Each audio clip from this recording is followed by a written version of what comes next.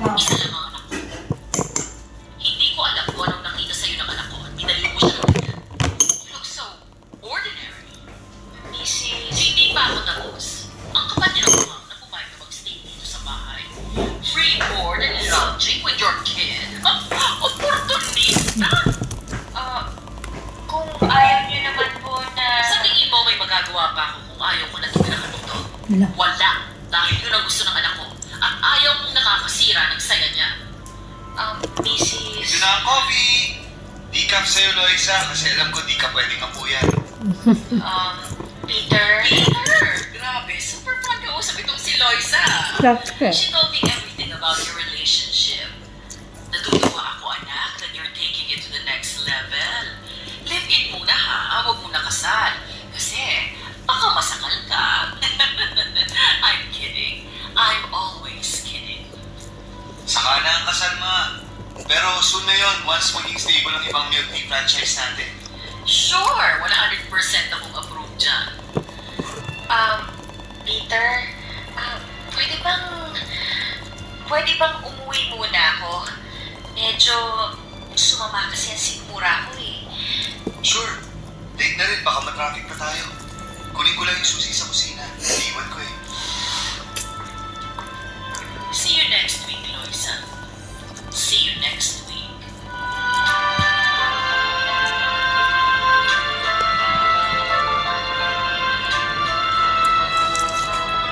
Hanggang sa pag-uwi ay hindi ko makalimutan ang mga sinabi ng nanay ni Peter sa akin. Hindi ko ito pinanggit kay Peter. Hindi ko rin naman alam ang mga sasabihin sa kanya. At saka kahit magsalita ako ay paano ako makakasigurong paniniwalaan ko. Napansin ni Peter ang pananahimik ko noon. Ang akala niya ay masama lang talaga ang pakiramdam ko. Kaya hinayaan na lamang ako nito at umuwi na siya. Kung alam lang niya na masama lang talaga ang loob ko sa mga sinabi ng nanay niya sa akin. Hindi ko na nga rin alam kung paano i-atras ang plano namin na doon ako tumira. Nakabili na ng ibang kailangan namin para sa paglipat ko doon. Nakakahiya naman kung bigla akong aatras. Saka paano kung umatras nga ako? Ano ang irarasong ko sa kanya na dahilan? Hindi pwedeng sabihin na yon ay tungkol sa ina niya dahil baka pagmulat pa ng away namin. Gulong-gulo ako. Tama ba itong pinapasok ko? Nang sumapit ang gabi bago ako lumipat kina Peter ay tinulungan ako ng aking mama na mag-ayos ng ibang mga natitirang gamit namin ni Joshua. Tahimik ako noon at pakiramdam ko ay nakaramdam din siya ng balik. Sinubukan ako nitong tanungin pero pumiling ako at ang sabi ko ay ayos lang ako. Ayaw niyang maniwala. Nagtatalo ang isipan ko kung sasabihin ko ba sa kanya o magsisinungaling ako tulad ng ginawa ko kay Peter.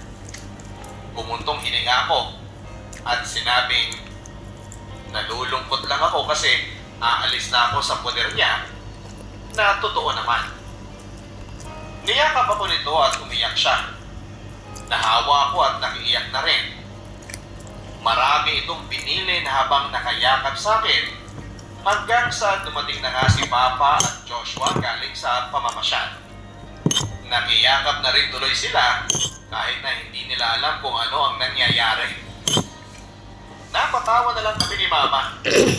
Kahit papaano ay gumaan ng loob ko at kahit papaano ay nawala na ang pangamba ko sa paglipat kong yon kina Peter.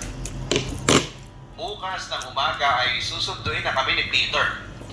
Kaya naman after namin magkayos, uminom lang kami ng mainit na gatas ni na Mama kasama si Joshua at nag-usap-usap. Nagtatawanan hanggang sa hinayaan na nila kami ni Joshua na magpahinga na. Ilang oras lang at sisikat na ang haring araw. Nakatakda na ang paglipat namin. Alas 8:30 ng umaga. Tapos ano pa daw dala ni ano? Ano pang dala ni ano? Uli lang. Napakas pa rin ang lungkot sa mga mata nila. Kung meron pa. Pilit na Bagay, sabi ko. Hindi, wala na. Hindi nga ako nagbigay sa inyo kaya alam daw niya may dala ka daw. Kung may dala sa akin, kunti lang, ilang piraso lang. Kaya hindi na nakaano sa kanila kay ano, sama ang ano. Natapos kami siguro mga 2:00 na ng hapon. Natapos na namin ayusin ang kwarto namin ni Peter at ang kwarto ni Binibigyan niya Joshua. lang doon sila Maria at saka sa ano. Nakita ko kung gaano kasayahan ako dahil sobrang laki daw ng bahay ni na Daddy Peter niya. Hindi raw katulad sa amin na halos magkakabungguan pa kami kapag nagkakasalubong. Masaya naman ako na komportable ang anak ko rito. Lo. Ang Kaon. hiling ko lang sana ay hindi siya pagdiskitahan ng ina ni Peter. Meron kayo wifi? Nung gabi ay dumating si Ano Mrs. kayo, Carmen. internet? Masaya ito ang sinalubong Ha? kami ng aking anak. Iliw na giliw siya habang Dala? nakibeso sa akin, pero nararamdaman ko naman na hindi naman niya dinikit talaga ang pisngi niya sa akin. At umira pa pagkatapos. Pinisil-pisil nito ang Ano pisngi ko ba ng na aking internet? anak. Ang sabi Online niya ay naman ang ka. cute-cute daw ng anak ko. Kaya gigil na gigil siya pero sa totoo lang ay parang sinasaktan Online niya. naman ka. Hinila ko na lang ang anak ko nang mapansin kong nasasaktan na siya. Hindi naman nakahalata si Peter. Sabay-sabay kaming nag-dinner noon at ang saya-saya ni Mrs. Carmen. Hindi ko alam kung totoo ba to o tulad ng dati ay kunwari lang. Singali, andyan anak. Nang umalis ang dali si Peter para iayos ang parking ng sasakyan niya dahil dumating na ang tatay niya, ay saka ko na kumpirma ulit ang masamang ugali Taon. ni Mrs. Carmen. Lumapit ito sa akin. Tumabi sa akin. Inuubos ko na lang ang natitira kong ulam sa plato. Pag naupo nito ay Taon. pinisin nito mula sa ilalim ang kita ko na may halong kurot. Binulungan din ako nito ng isang malutong na mura. Tumingin ako kay Joshua mula sa aking harapan at mukhang hindi naman niya narinig. Hindi ko alam ang isasagot. Kinurot ulit ako nito at sinabing gagawin niyang impyerno ang buhay ko at ang anak ko. Napatingin ako sa kanya. Damay ang anak ko. Pinigilan kong huwag maluha, Papa Dudut. Mabuti na lang at bumalik na kaagad si Peter. Tumabi ito sa akin at umalis na si Mrs. Carmen. Tinawag na ang kasambahay niya para magligpit na ng kinakainan naming lahat. Hindi pa tapos kumain ang anak ko noon at